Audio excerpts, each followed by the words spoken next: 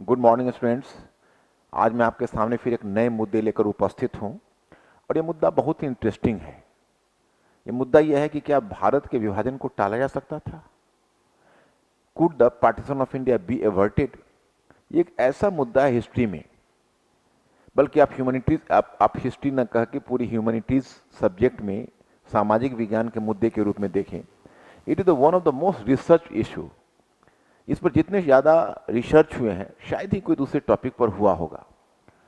और ये जो मैं आपको कुछ मिनट्स में डिस्कस करने जा रहा हूं, ये जस्ट गागर में सागर भरने के बराबर है।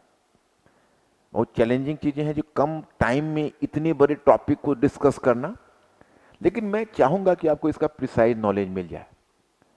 अब मैं पहली बात दो तीन इसमें उन अहम सवालों को उठाना चाहूंगा जो इसे जानने के लिए, इस मुद्दे की तह में जानने के लिए आपके लिए आवश्यक होगा। पहली बात कि जब हम पार्टीशन को टाला जा सकता है या नहीं, इस मुद्दे पर विचार करते हैं तो हमारा ध्यान केवल जिन्ना, गांधी, नेहरू, पटेल पर होता है या भारतीय नेताओं पर होता है, इन जो लीडर्स पर होता है। आज मामला इतने तक नहीं रह गए। आप अगर पार्टीशन ऑफ इंडिया को देखेंगे तो यहां पर तीन बड़े फैक्टर्स काम कर रहे हैं। एक है इंटरनेशनल सिनेरियो, दूसरा है मेट्रोपॉलिटन स्टेट या लंदन की भूमिका जो ब्रिटेन में बैठा हुआ गेम खेल रहा है, और तीसरा है रीजनल फैक्टर जिसके लिए एक स्कूल ही आ गया है। एक जो दो मुद्दे को जो बहुत उछाल कर चलते हैं उसको बोलते हैं, एक स्कूल है उसे बोलते हैं मेट्रोपॉलिटन इंपीरियलिस्टिक स्कूल, जो मानकर चलता है पार्टीशन के लिए लंदन के पॉलिटिक्स उत्तरदायी थे। दूसरा है जिसे कहते हैं पेरिफेरियल कॉलोनियल स्कूल, वो मानकर चलता था कि नहीं, रीजनल फैक्टर्स इसके लिए उत्तरदायी है। अब जब हम रीजनल फैक्टर्स की बात करते हैं तो इसमें भी दो फैक्टर आ जाता है। एक है स्ट्रक्चरल फैक्टर और दूसरा है individual factor. Structural factor individual factor का क्या फर्क है ये मैं आपको बताऊंगा। मतलब एक आप कह लें कि संरचनात्मक ढांचा, दूसरा है कि व्यक्ति की भूमिका। अब हम वन बाय वन पहले उठाते हैं। नॉर्मली एक स्टूडेंट या एक नॉर्मल व्यक्ति जो पढ़ता है वो अगर पार्टीशन ऑफ इंडिया पर सोचना शुरू करता है तो पहला ध्यान उसका यही जाता है कि वे इसमें जिन्ना, पटेल, नेहरू कौन रिस्पॉन्सिबल थे। पहले मैं उसी की चर्चा करता हूं। इसमें जो ट्रेडिशनल व्यू है वो ट्रेडिशनल व्यू ये मानकर चलता है कि जिन्ना और लीग पार्टीशन के लिए उत्तरदायी था। लेकिन इसमें एक नया डेंट किया जिसका नाम है आयशा जलाल। वो एक कैम्ब्रिज हिस्टोरियन है और पाकिस्तानी ओरिजिन की है। उन्होंने कहा कि नहीं नहीं, जिन्ना से ज़्यादा नेहरू और पटेल उत्तरदायी हैं। उनका कहना है कि इनफैक्ट जिन्ना जो 1940 का लाहौर प्रपोजल लाया था जिसमें जिन्ना ने पृथक प्रांत की सेपरेट स्टेट की मांग की थी, it was just a bargaining counter. Jinnah उसको बार्गेन करना चाहता था। आप उसको प्रैक्टिकल लाइफ में देखें तो आप अगर तोप के लाइसेंस के लिए अप्लाई करते हैं तो कम से कम पिस्टल तो जरूर मिलेगा। जिन्ना उनके विचार में, ये मेरा विचार नहीं है, जिन्ना ने जानबूझकर पृथक स्टेट की मांग की थी ताकि कम से कम एक डिसेंट्रलाइजेशन हो जाए, पावर का डेवोल्यूशन हो जाए और रीजन को पावर मिल जाए। तो आपके मन में जिज्ञासा होगी वे रीजन को पावर मिलने से जिन्ना को क्या फायदा था।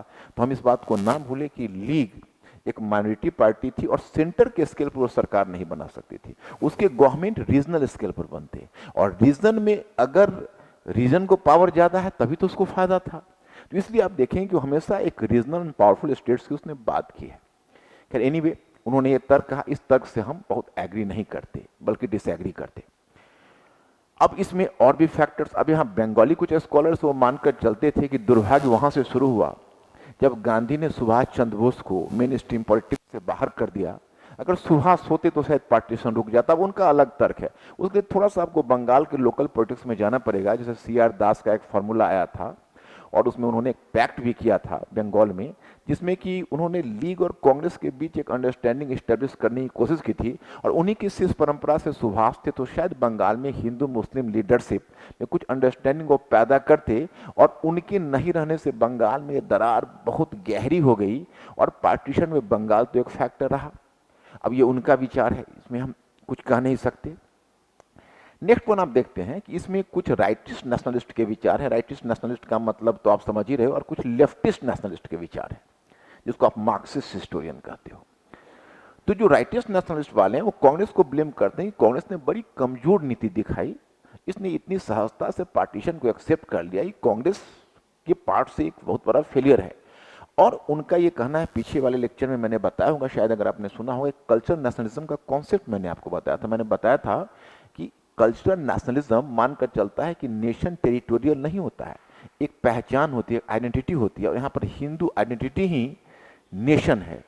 तो अब इन राइटिस्ट नेशनलिस्ट को ये बात पच नहीं रही थी कि आप टेरिटरी को कैसे अलग कर रहे हो जब टेरिटरी नेशन होता ही नहीं है।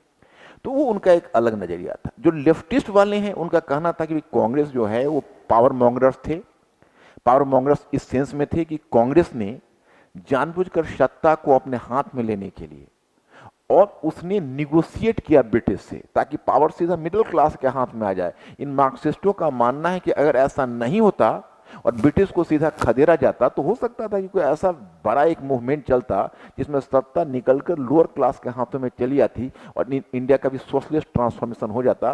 परंतु यह बात भी ज्यादा पच नहीं रही, क्योंकि उसमें का जो माहौल था उसमें सोशलिस्ट को सत्ता आ जाती, ये भी कहना मुश्किल है। और फिर हम इस बात को क्यों भूल रहे हैं कि उस समय अगर ब्रिटिश से हम निगोशिएट नहीं करते तो उसके बाद इंडिया तो खुद जल रहा था, हिंदू मुस्लिम राइट्स चल रहे थे, पार्टीशन ने ऐसा माहौल क्रिएट कर दिया था कि it prove the one of the worst tragedies in history, in world history you can say और global history you can say. तो अब ऐसी स्थिति में ये कहना कि ब्रिटिश से हम निगोशिएट किया, अब ये भी बात थोड़ी सी ज्यादा हो रही है। अब हम दो और प्रोटैगोनिस्ट को देखें। एक प्रोटैगोनिस्ट है जो मैंने आपको कहा इंटरनेशनल कंडीशन। इंटरनेशनल कंडीशन क्या है, वहां तक हम आते हैं। कोल्ड वॉर के बारे में आपने सुना होगा। तो कोल्ड वॉर तो सेकेंड वर्ल्ड वॉर के बीच में ही, मिड में ही शुरू हो गया। तो चूंकि सोवियत रशिया और अमेरिका के बीच क्लियरली दो गुट बन रहे थे और अब आगे ये कोल्ड वॉर बहुत ही भयानक रूप पकड़ना था, तो पहले से ही लोग अपने अपने क्लाइंट्स को ढूंढ रहे थे। और इंडिया ने नॉन अलाइनमेंट की बात तो बहुत पहले करनी शुरू कर दी। 1946 में ही जवाहरलाल नेहरू ने कॉन्स्टिट्यूंट असेंबली को संबोधित किया था, उससे पहले भी कांग्रेस ने अपने नॉन अलाइनमेंट की पॉलिसी का रिफ्लेक्शन दे दिया था। तो ब्रिटिश को लगता था कि कल को अगर कोल्ड वॉर शुरू होगा और रशिया के बगल में अफगानिस्तान था और ये डर था कि आज न कल, चूंकि अफगानिस्तान का जो स्ट्रेटेजिक वैल्यू था उस लिहाजन सोवियत रशिया आज न कल कभी अफगानिस्तान में जरूर आएगा और तब हमें एक बेस की जरूरत पड़ेगी साउथ एशिया में लड़ने के लिए अफगानिस्तान से। वह बेस इंडिया तो नहीं देगा। अगर इंडिया का पार्टीशन हो जाएगा तो पाकिस्तान उस बेस के रूप में काम कर सकता है। अगर हमें याद हो तो हम ध्यान कर लें इस बात को कि ऐसा हुआ। कोल्ड वॉर अगर यूएसए पार्टी ने हराया सोवियत रशिया को तो उसी अफगानिस्तान में हराया और उसी पाकिस्तान को बेस बना के हराया और इसी क्रम में तालिबानी पैदा हुआ था, आप लोगों को याद होना चाहिए। तो ये हुआ इंटरनेशनल फैक्टर। इसलिए ब्रिटेन और अमेरिका के लार्जर इंटरेस्ट में हो गया कि पार्टीशन हो जाए।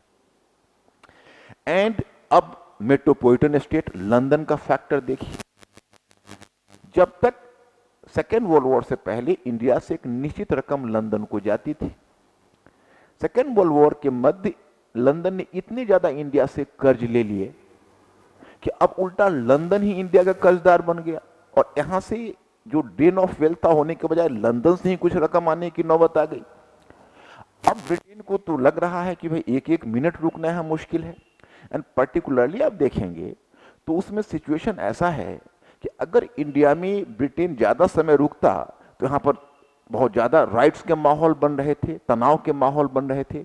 सबसे बड़ी चीज है कि आर्मी में, नेवी में, हर जगह नेशनलिज्म की भावना इन्फेक्ट करके चली गई थी। आपको याद होगा आजाद हिंद फौज पर जब मुकदमे चले थे लाल किला में तो क्या सीन हो गया था। वही बात आप देखेंगे कि फरवरी में बॉम्बे जो कोस्ट है वहां पर एक नेवल म्यूटिनी हुआ था। तो ये सब देख के लगता था कि यार अब ये आर्मी भी, नेवी भी रिलायबल नहीं है। उधर जो ब्यूरोक्रेसी थी, मतलब सिविल सर्विसेज जिसका स्टील फ्रेम ऑफ इंडिया कहा जाता था ब्रिटेन के लिए, वो भी टूट चुका था क्योंकि उसमें 40% से ज्यादा इंडियंस आ चुके थे। तो अब ब्रिटेन को भारत से जाने में ही फायदा था।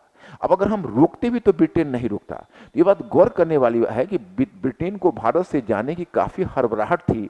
मौलाना अबुल कलाम आजाद ने इंडिया फ्रीडम में इस बात को स्पष्ट किया है कि यार तुम अगर 2-3 वर्ष रुक जाते, थोड़ा और भी रुक जाते, जब इतने दिन रुके कोई ना कोई हम लोग इसका निराकरण कर लेते, लेकिन तुम्हें लौटने की इतनी जल्दबाजी थी कि तुमने बांटना ही मुनासिब समझा। तो that is the one factor, आप समझ सकते हैं। तो ये हुआ मेट्रोपॉलिटन।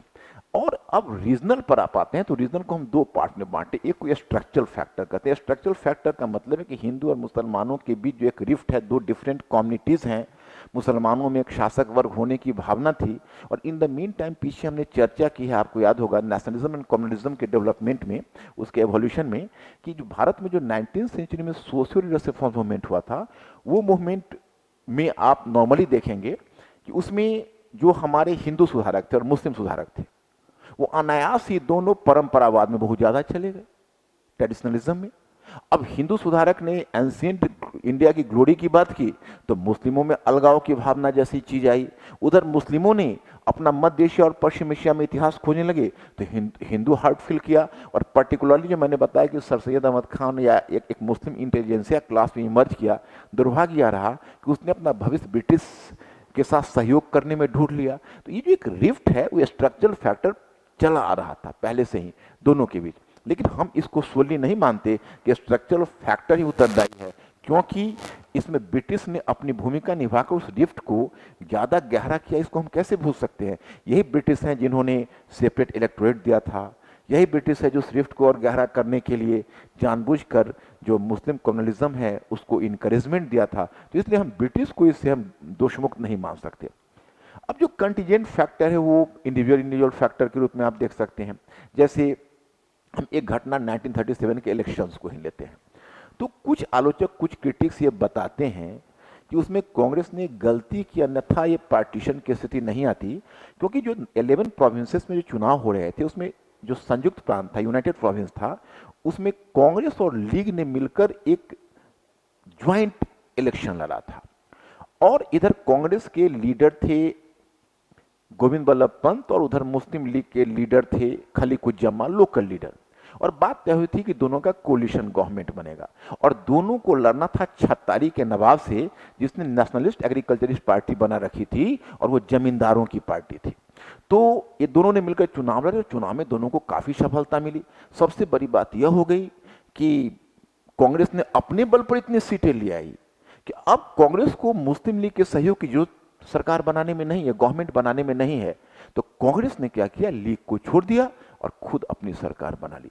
तो कुछ लोगों का मानना है कि कांग्रेस ने यहाँ कोलिशन धर्म का पालन नहीं किया, और इसका दुष्परिणाम हुआ कि लीग के मन में डर हो गया कि हम परमानेंट यहाँ माइनॉरिटी हैं, यहाँ अल्पसंख्यक हैं, हमारे साथ कभी भी जस्टिस नहीं होगा। And it became a major factor behind Jinnah's decision for the separate state in India, and Jinnah finally decided it through bringing the proposal of Lahore in 1940.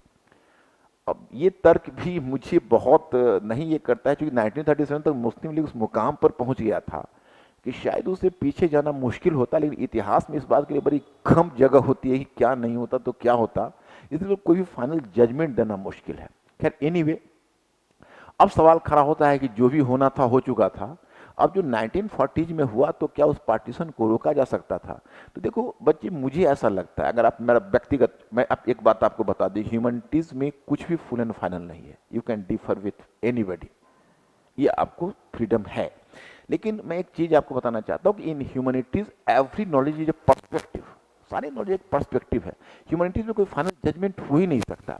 लेकिन अगर आप मेरी राय माने तो मैं एक दो बात कहना चाहूंगा, क्योंकि ये बात मैंने ट्राइड की है। मैंने इसको यूएसए में एक मेरे रिसर्च स्कॉलर मेरे रिलेटिव थे, तो उनको हाई पॉलिटिक्स ऑफ पार्टीशन पर कुछ लिखना था, तो उन्होंने मुझसे सहयोग मांगा था कि पार्टीशन को टाला जा सकता था या नहीं, आप जरा अपना विचार दीजिए। तो उस समय मैंने सोचा कि भाई अब ये न्यूयॉर्क में होना है, और एक रिसर्च स्कॉलर, पीएचडी के स्कॉलर्स वहाँ पर इस व्यू को देखने वाले हैं, जज करने वाले हैं। तो हमने कहा कि देखिए भाई, हम लोग तो हाई पॉलिटिक्स ऑफ पार्टीशन पर ज़्यादा बल देते हैं, आप लोग पार्टीशन लिटरेचर ज़्यादा पढ़ते हो, तो पता नहीं ये आपको सूट करेगा नहीं। उन्होंने कहा कि नहीं नहीं, हाई पॉलिटिक्स ऑफ पार्टीशन पर ही माना गया है, आप भेज दीजिए। मैंने भेज दिया वहाँ उनको। अब वहाँ पर हमने तर्क यही दिया कि देखिए 37 से पहले कांग्रेस अगर 1930 या जैसे पहले चाहती और कंस्ट्रक्टिव पॉलिसी को अडॉप्ट करती, क्योंकि कांग्रेस, अगर जिन्ना ने या लीग ने कुछ करके पार्टीशन लाया, तो कांग्रेस ने कुछ नहीं करके पार्टीशन ला दिया। उस समय मास मुस्लिम कॉन्टैक्ट जो जवाहरलाल नेहरू ने सोचा भी था, तो उसको ऐसी सफलता नहीं मिली। कांग्रेस नेताओं के स्तर पर वार्ता करती रही, जन सामान्य के स्तर पर कांग्रेस ने मुस्लिम मासेस को अपने प्रभाव क्षेत्र में लेने के लिए, या आइडियोलॉजिकली जो मुस्लिम कम्युनलिज्म है उसे फाइट करने के लिए कांग्रेस ने कोई व्यवहारिक रणनीति नहीं बनाई। लेकिन जब 1940 में जो बच्चों की स्थिति आ गई है, उसमें तो उस पार्टीशन को टालने का मतलब था और भी बहुत दंगे, क्योंकि उसमें नो पॉइंट ऑफ रिटर्न पर लीग और जिन्ना पहुंच चुके थे। अब देखिए ना, आप चक्रवर्ती राजगोपालाचारी फॉर्मूला को देखिए, उसमें गांधी ने वर्चुअली मान लिया था, कहा था कि बोले कि भाई फ्रीडम होने दो, उसके बाद हम लोग इसको प्लेबिसाइड करवा के इसको डिसीजन ले लेंगे। जिन्ना ने कहा नहीं नहीं, जो होना है पहले होना है, उसके आगे नहीं होना है। तो कई बार इस तरह की ये आया। अब एक ब्लेम किया जाता है नेहरू को कम्युनिकेशन प्लान के बाद जो एक बात बनी थी कि भाई एक इंटरिम गवर्नमेंट में प्राइम मिनिस्टर का पद किसे मिलना चाहिए, तो अगर प्राइम मिनिस्टर का पद जिन्ना को ऑफर हो जाता। लेकिन जिन्ना का एम्बिशन जिस कदर था, जिस स्तर पर था, दूसरी बात हम यह भी नहीं भूल सकते हैं, इधर हिंदू लोग इतने कॉमनलाइज हो चुके थे कि ऐसा डिसीजन लिया जाता तो इधर हिंदू लोग भी उसको लेकर काफ़ी एग्रेसिव थे। तो मतलब है ऐसा कि बच्चों, मुझे लगता है कि 40 में सिचुएशन जिस पॉइंट पर पहुंच गया था, उसमें ये बहुत डिफिकल्ट था। लेकिन बच्चों, एक बात मैं लास्ट में कहना चाहूँगा कि आज के जो लेटेस्ट ट्रेंड है पार्टीशन पर काम करने का, उसमें जो मैंने अभी आपको कहा, this is the high politics of partition. अब इसका इंपॉर्टेंस कम होता जा रहा है, क्योंकि जो ये अब जो है एंथ्रोपोलॉजिकल अप्रोच आता जा रहा है, सवाल्टन हिस्टोग्राफी ने इस अप्रोच को लाया है। अब इनका कहना है कि भाई छोड़िए जिन्ना को, नेहरू को, पटेल को पार्टीशन के लिए कौन उत्तरदायी थे। अब बेहतर यही है कि हम इसको देखें कि पार्टीशन का इंपैक्ट कॉमन पीपल पर क्या पड़ा, इंडिया के पॉलिटिक्स पर क्या पड़ा, साउथ एशिया के पॉलिटिक्स पर क्या पड़ा। आज यह विद्वानों के इंटरेस्ट का विषय हो गया है, इसलिए अगले लेक्चर में मैं आपको यह पहलू क्लियर करूंगा। Thank you very much.